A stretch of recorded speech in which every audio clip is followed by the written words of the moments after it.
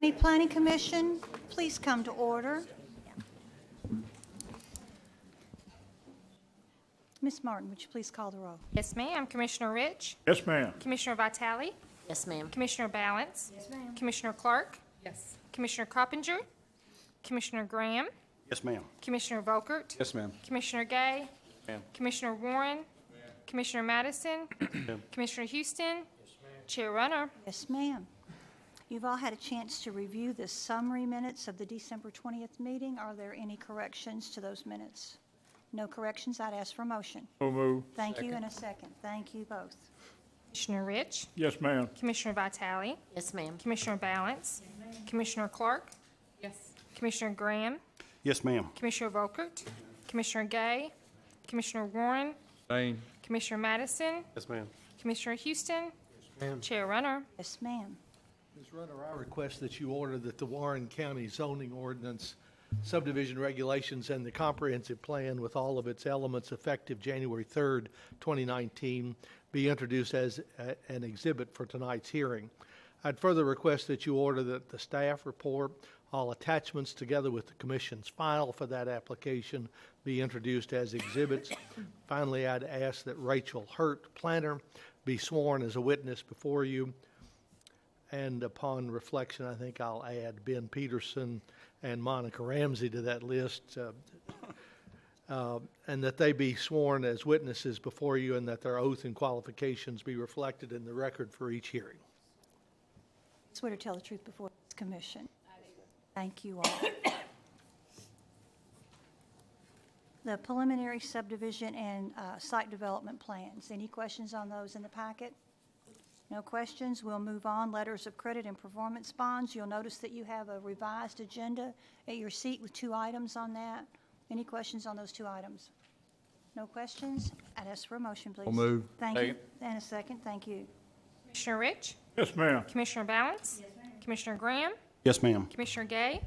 Commissioner Madison? Yes, ma'am. Commissioner Houston? Yes, ma'am. Commissioner Vitale? Yes, ma'am. Commissioner Clark? Yes. Commissioner Volkert? Commissioner Warren? Ma'am. Chairman Runner? Yes, ma'am. And we do not have any unfinished business, so we'll move right into the public hearing. The one item tonight for public hearing is docket number 2019. That's fun to say, 2019. 01 ZBG, Bale of Kentucky Family Limited Partnership and Menard Incorporated have filed an application to rezone a portion of a tract of land containing approximately 39.71 acres located on Campbell Lane and Eastland Street, bounded by Highland Way, McIntosh Street, and Merrick Place Court, from RS1A, which is single-family residential, RM4, which is multifamily residential, highway business, and general business, to highway business with a general development plan. And we'll have the staff report from Ms. Hurt. Thank you, Chairman Runner. I guess just before we get started with the staff report, I'll note that you should have 3 emails at your seats this evening. Those were received by staff after we mailed out the meeting materials. So I just wanted to note that those were there for your consideration. We also had several calls from neighbors in the area, and I think some of those residents may be here this evening along with a few others. We heard there were 2 main concerns that were expressed to staff through these phone calls. One was a concern with a fence along Eastland Park subdivision, and another one with a connection to Eastland Street. And we'll touch on those items as we go through the staff report. And with that, I think I'll get started. I will mention, in the spirit of the new year and New Year's resolutions, the staff, we're always trying to make improvements. So we may switch up the order of the staff report and see if it flows a little bit better. And if y'all think it goes well, we may actually consider changing the text in the same order. So let us know what you think, and if not, we'll just keep it as is. So with that, I'll jump into the report here. We had a pre-application meeting on October 2nd for the property you see outlined in yellow, located on Campbell Lane. As you mentioned, there are several zoning classifications that are currently applicable to the property, including single-family, multifamily, and commercial. The existing use of the property is agricultural. And you can see that the future land use designation for the property is commercial. This future land use designation consists of a broad array of commercial development, including individual commercial, retail, service, hotel, or office businesses that may exist along a highway corridor or a business district, as well as larger planned shopping centers and office parks. We've noted that the proposed highway business zone is listed as a potentially compatible district in the commercial future land use designation, and that the Planning Commission should determine if the proposed development is compatible with the surrounding area. Regarding compatibility with the surrounding area, staff has also noted a few items for you to consider in the site design and compatibility review section, which we'll get to in just a minute. The Planning Commission should further evaluate these items in order to determine if the proposed development meets the criteria outlined in the comprehensive plan for compatibility. And with that, I'm going to move on and actually start on page 3 with our site characteristics review at the bottom of page 3. And I'm going to reference the proposed site layout that was submitted with the application. So first I'm going to touch on the layout, lot sizes, and setbacks. You can see that they're proposing a development containing several commercial outparcels closer to Campbell Lane with a big box development toward the rear portion of the property. The property would be served by internal streets and would adhere to the setbacks and the zoning ordinance for the highway business zone, with the exception of an 80-foot building setback that would be required from the common property line with the Eastland Park subdivision. And if you're looking at this exhibit, Eastland Park would be, let me see if this will work. It's not working. Okay, we'll use this. So Eastland Park is this subdivision here. So that's where the 80-foot setback would be required. On the next page, we have considerations for transportation infrastructure. We've noted that the development has frontage on Campbell Lane, which is a state-maintained urban principal arterial with right-of-way and pavement width that vary.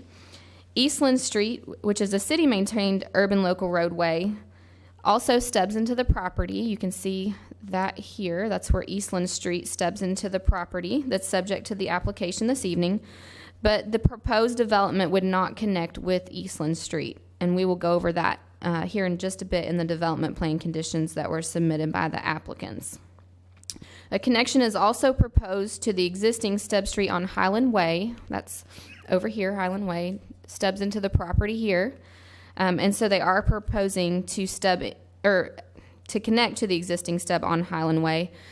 You'll see from this exhibit that a portion of the property is not included with the rezoning application and is proposed to remain zoned RS1A and RM4, but they are planning to continue the street on toward Highland Way and connect over there. Under the natural features, we've noted that there are several mature tree lines along portions of the property. I'll jump back to the aerial. You may be able to see those here. There are several mature trees kind of in this general location, and there may be a few others. They're hard to see under that yellow line sometimes, but we have noted that regarding natural features. And then under our site design and compatibility review section, I'm going to jump to the land use map here really quick.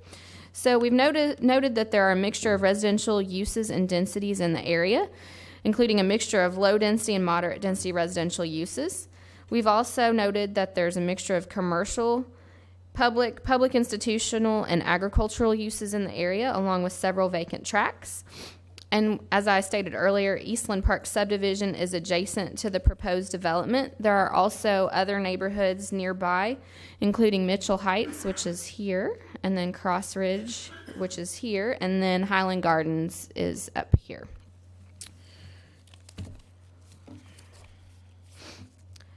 Under the surrounding architectural features, we've noted that there's a mixture of 1- and 2-story buildings in the area comprised of a mixture of materials. The applicants have incorporated a maximum building height of 60 feet in their development plan conditions. The adjacent Gary Farms development contains several larger scale big box buildings. Signage in the adjacent commercial development on West Park Drive limits freestanding signage to monument style only. For properties over 3 acres, the maximum height is 22 feet for freestanding signs. For properties less than 3 acres, the maximum height for freestanding signage is 11 feet with a maximum sign face area of 70 square feet. The nearby Gary Farms development also incorporates these same restrictions, along with the requirement that the sign base be stacked stone. And the applicants have included similar provisions in their development plan conditions for signage that are similar to those in the adjacent developments. Under the building materials review, staff has noted that the majority of commercial structures in the area are comprised of brick, stone, or other modern masonry materials. There are a few older commercial metal buildings in the area as well. The applicants have outlined permitted materials for the development and their development plan conditions, which include a requirement that improvements on the property be constructed of at least 75% split-face block, brick, masonry, wood, stone, glass, stucco, or modern construction materials such as fiber, cement, board, or metal panels. The Planning Commission should determine if these materials are compatible with the surrounding area and if the proposed development will maintain or improve the existing character, development pattern, and urban design along Campbell Lane. Under building orientation, staff has noted that the majority, if not all, of the existing buildings along Campbell Lane have a front facade oriented toward Campbell Lane. Staff suggested that the applicants consider incorporating a requirement that buildings on lots having frontage on Campbell Lane be constructed with a front facade oriented toward Campbell Lane. Staff also suggested that the applicants consider a similar condition stating that buildings on lots with frontage on internal streets also be designed with a front facade oriented toward such street. The applicants did address building orientation and development plan condition number 3 and stated that all lots with frontage along Campbell Lane face a public street, but did not require that such public street be Campbell Lane. The applicants did not address building orientation for lots having frontage on internal streets. Under landscaping and screening, staff has noted that landscaping and screening will adhere to the regulations set forth in the zoning ordinance. The applicants have included a commitment that the eastern property line adjacent to Eastland Park subdivision be developed with a 50-foot wide buffer to include a berm of 3 to 4 feet in height outside the drip line of the existing trees and planted using the buffer standards between non-compatible land uses as outlined in the zoning ordinance. Staff has noted that the original set of development plan conditions submitted by the applicants incorporated along the common property line with Eastern Park subdivision an 8-foot-high wooden fence with masonry columns with all externally exposed areas of the columns to be constructed entirely of brick, spaced 60 to 70 feet apart. This requirement was substituted by the berm and planting requirements that I just described in the most recent set of conditions that were submitted by the applicants. Under open space, we've noted that the proposed highway business zone requires a minimum of 10% open space. The applicants have committed in their development plan conditions that each individual lot would contain a minimum of 15% green space. Under connectivity, as I stated earlier, the development would be served by internal streets and be accessed primarily from Campbell Lane with a connection also proposed to Highland Way. There would be no vehicular connection to Eastland Street.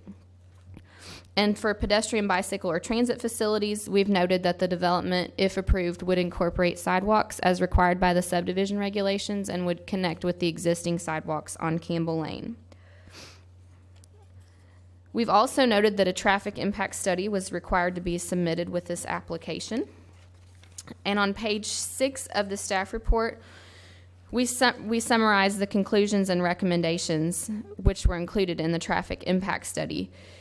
These recommendations include installation of a traffic signal at the entrance to the development, which you can see here on the concept plan that was submitted, and also construction of an eastbound left turn lane, a westbound right turn lane, and separate southbound turn lanes onto Campbell Lane.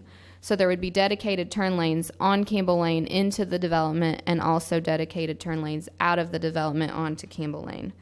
The applicants committed in their development plan conditions that they will install a traffic signal at the main entrance to the development at such time the traffic volume warrants meet the traffic signal requirements as set forth by the Kentucky Transportation Cabinet, and that final lane configuration would be coordinated and approved by both the Kentucky Transportation Cabinet and Bowling Green Department of Public Works.